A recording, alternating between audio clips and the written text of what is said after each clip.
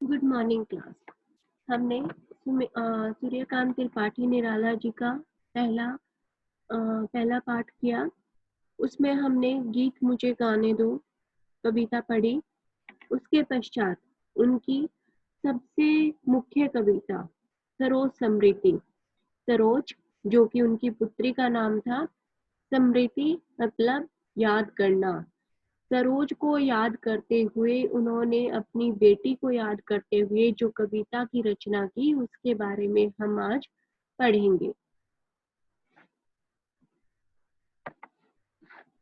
इस काव्यांश को की व्याख्या करने से पहले हम इसका प्रसंग जान लेते हैं। यह हिंदी का सबसे लंबा शोक गीत माना जाता है, ठीक है। और यह निराला द्वारा रचित अपनी पुत्री की असामयिक मृत्यु हो जाने पर लिखी गई शोक कविता है। अर्थात उनकी पुत्री की कम उम्र में ही मृत्यु हो जाती है और उसकी मृत्यु होने के पश्चात उसके पिता द्वारा लिखी गई ये एक शोक कविता है। इस कविता में यहाँ कवि ने उसके जन्म से लेकर उसके लालन पोषण और उसके विवाह, उसके पश्चात उसकी मृत्यु, इन सब का वर्णन किया है, ठीक है। अभी पहले काव्यांश में वो उसके विवाह का वर्णन कर रहा है, उसकी शादी के समय वो कैसी दिख रही है, उन सब का वो वर्णन कर रहा है। लेकिन एक बात यहाँ बताना चाहती हूँ कि जो सूर्यकांत त्रिपाठी निराला जी थे वो ब्राह्मण कुल से थे, लेकिन उन्होंने अपनी पुत्री के लिए एक योग्य वर ढूंढने के लिए उन्होंने एक निम्न जाति के लड़के से उसकी शादी की थी, जिसकी वजह से समाज में उन्हें बहुत कुछ सुनना पड़ा था। समाज के लोगों ने उनका बहुत विरोध किया था और उसकी पुत्री की शादी में कोई भी आमंत्रित नहीं किया गया था और ना ही कोई आया था। उनके खुद के अपने रिश्तेदार भी नहीं आए थे। कविता शुरू करते हैं।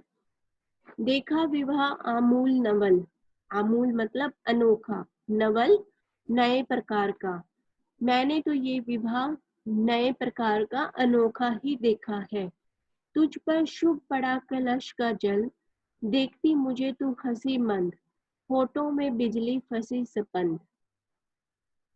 कवि ने अपनी नववधु पुत्री सरोज को उसकी माँ की छाया बताते हुए, ठीक है, ये पूरा सीन चल रहा है कि उसकी बेटी का विवाह है आज और वह तैयार होकर बैठी है और वो अपनी नववधु पुत्री सरोज को देखते हुए कह रहा है कि जैसे उसकी माँ की छाया उस पर आ गई हो, ठीक है। उसके सौंदर्य का वर्णन किया है और उनके जो क्रांतिकारी विचार थे जिसके कारण समाज में लोग उनसे घृणा करने लगे थे, तो वो कहते हैं कि देखा विवाह आमूल नवल, कि मैंने तो बिना किसी रिश्तेदारों के, बिना लोगों के ये विवाह देखा है, अनोखा है और नया है। और तेरे इस विवाह में मैंने अपने माता और पिता दोनों होने का कर्तव्य निभाया है। जो कार्य पवित्र कलश से पुत्री को नहलाने का कार्य एक माँ को करना चाहिए था, वो कार्य भी मैंने किया है। और तब तू मुझे मंद मंद मुस्कुराहट के साथ देख रही थी, देखती मुझे तू हंसी मंद, जब मैं तुझे कलश से जल से स्नान करा रहा था, तब तू मुझे मंद मंद मुस्कुराकर देख रही थी, जैसे होठों में बिजली की चमक फंसी हो और तुम्हारे उर मतलब हृदय, हृदय में पति की छवि झूल रही थी, ठीक है। और यह तुम्हारे श्रृंगार से मुखरित हो रही थी, और ये तुम्हारा जो श्रृंगार तुम्हारे चेहरे पर चमक रहा था उससे वो चमक रहा था कि तुम अपने माता पिता के लिए भी खुश हो और अपने वर के लिए भी खुश हो। तो खुली एक उच्छ्वास संग विश्वास तब बंद अग अग, तू खुली, जिस प्रकार एक गहरी सांस लेकर इंसान छोड़ देता है, ठीक है, उस वो सांस फिर धीरे धीरे फैलती है। उसी प्रकार तुम्हारा जो यौवन है तुम्हारे अंग अंग में उसी सौंदर्य को फैला रहा है। नत नयनों से आलोक उतर, कांपा अधरों पर थर थर थर।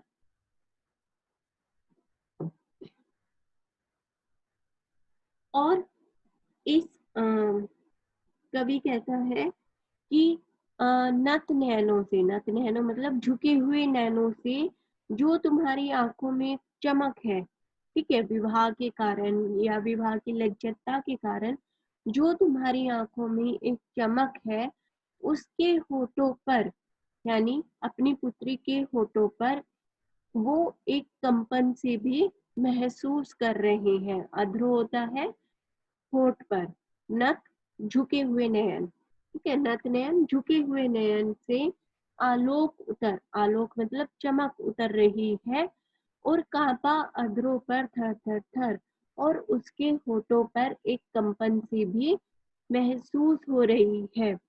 वे सरोज को एक आराधक मूर्ति मानते हैं, मतलब ऐसी मूर्ति जिसकी आराधना की जा सकती है।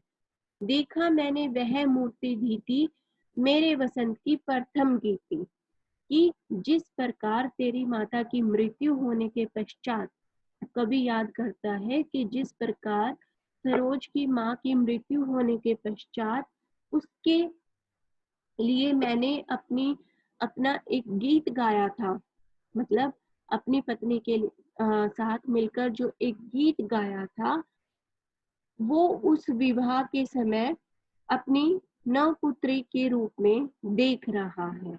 मतलब वे सरोज को एक आराधक मूर्ति के समान बताते हुए वो कहते हैं कि उसे देखकर उसे अपने जीवन के पहले वसंत गीत की याद आ रही है, अर्थात जो वसंत का गीत उन्होंने अपनी पत्नी मनोहरा देवी के साथ गाया था, अर्थात सरोज की विवाह के समय अपनी पुत्री को नववधू के रूप में देखकर उन्हें अपनी पत्नी मनोहरा देवी की याद आ रही है, और ऐसा प्रतीत हो रहा है जैसे उसका सौंदर्य पूर्ण रूप से उसकी पुत्री के रूप में समा गया है।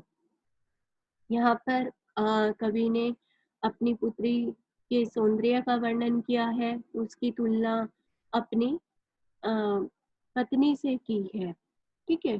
भाषा खड़ी बोली है, छायावादी शैली का प्रयोग किया है, तत्सम शब्दों का प्रयोग हुआ है, और अनुप्रास और पुनरावृत्ति अलंकार है। श्रृंगार रहा जो निराकार, रस कविता में उच्छ्वसित धार, ठीक है, वैसा ही श्रृंगार, कवि कहता है कि मुझे आज वैसा ही श्रृंगार उसकी पुत्री के रूप में दिख रहा है, जो गीत, जो श्रृंगार, जो गीत उसने अपनी द्विगंत पत्नी के साथ मिलकर गाया था, ठीक है, गाया स्वर्गीय प्रिया संग, जो उसने अपनी स्वर्गीय पत्नी के संग मिलकर गाया था।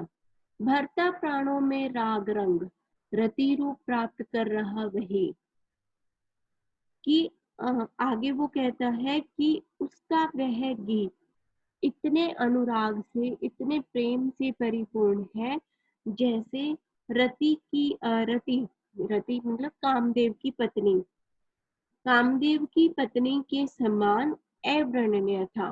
कामदेव की पत्नी बहुत सुंदर थी रति, ठीक है, और आज उसका सौंदर्य ऐसा प्रतीत हो रहा है जैसे वो कामदेव की पत्नी का सौंदर्य हो।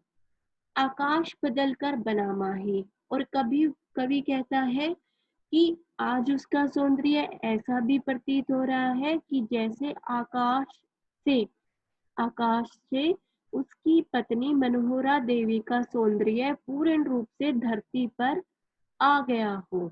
बना मन माही, मही मतलब धरती पर, आकाश से उसकी पत्नी का सौंदर्य उसकी पुत्री के रूप में आकर समा गया हो गया ब्याह आत्मीय सवजन। आगे वो कहते हैं कि तेरा विवाह ऐसे ही हो गया। आत्मीय स्वजन कोई थे नहीं, न आमंत्रण भेजा गया। वो कहते हैं कि अपने रिश्तेदारों तक को भी, अपने परिवार को या अपने जो रिश्तेदार थे उनको भी कोई आमंत्रण नहीं भेजा गया और ना ही उनमें से कोई शामिल हुआ और तेरा ब्याह ऐसे ही हो गया। विवाह राग भर रहा न घर, निशी दिवस जाग। ना तो विवाह राग, कोई भी विवाह संबंधी गीत राग, कोई भी संगीत कार्यक्रम नहीं हुआ और ना ही किसी प्रकार की दिन रात जो विवाह में हलचल होती है वो वैसी हलचल तेरे विवाह में हुई। प्रिय मौन एक संगीत भरा नव जीवन के स्वर पर उतरा। तेरे विवाह में एक संगीत था, कोई संगीत नहीं था, पहले वो बोल रहा है, लेकिन वो कहते हैं कि एक संगीत था और वो था मौन रूपी संगीत।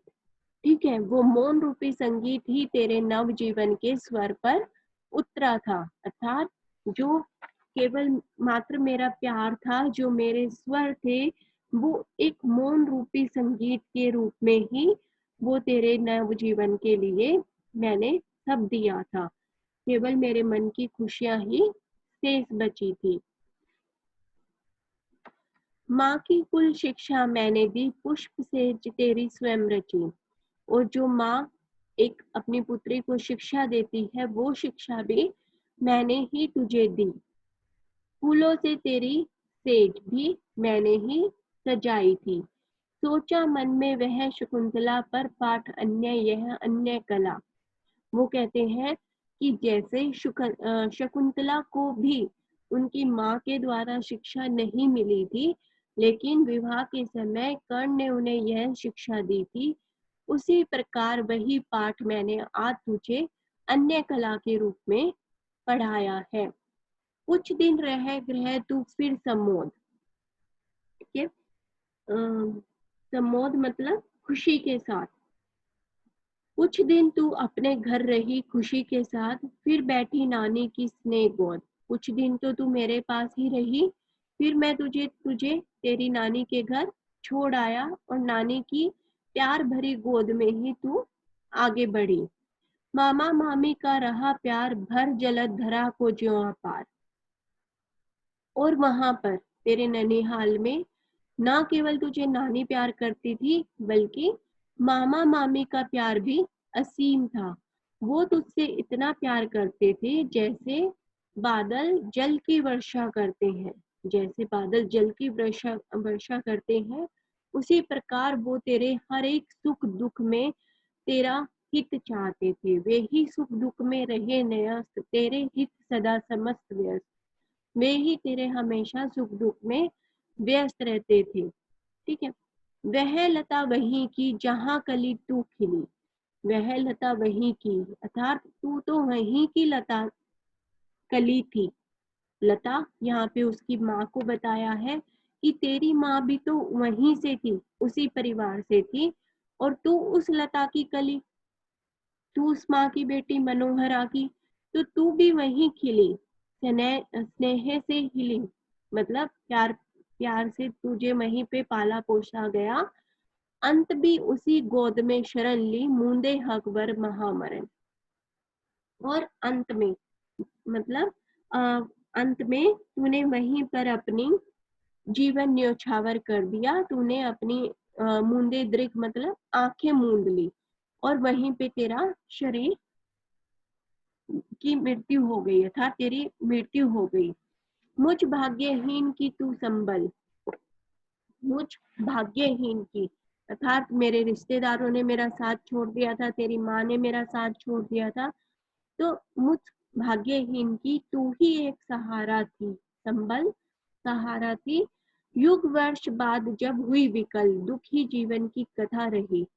क्या कहूँ आज जो नहीं कही, हो इसी कर्म पर वज्रपात। तेरी मृत्यु के पश्चात आज मैं इतना दुखी हो गया हूँ कि शायद अब तो मेरे जीवन की दुखी कथा बन गई है। कथा बन गई है और मैं क्या कहूँ, इसी कर्म पर वज्रपात, कि मेरे जो कवि रूपी कर्म था, जो मैं एक कविताओं से लिखता था, कहानियों से लिखता था, उस कर्म पर भी मुसीबतों का पहाड़ टूट पड़ा है। यदि धर्म रहे नथ सदा मात, इस पथ पर मेरे कार्य सकल।